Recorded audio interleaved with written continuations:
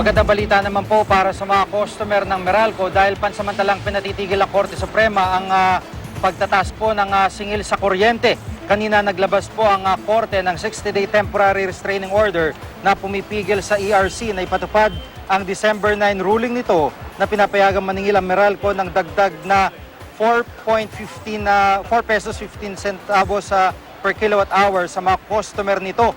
Inutusan din ng Korte ang mga respondent na magkomento sa mga petisyon bago mag-January 8. May oral arguments ay itinakda sa January 21 ng 2014.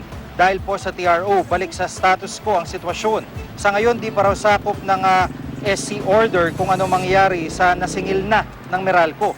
Pero posible maging covered ito ng iba pang resolusyon ng Supreme Court sa darating na mga panahon.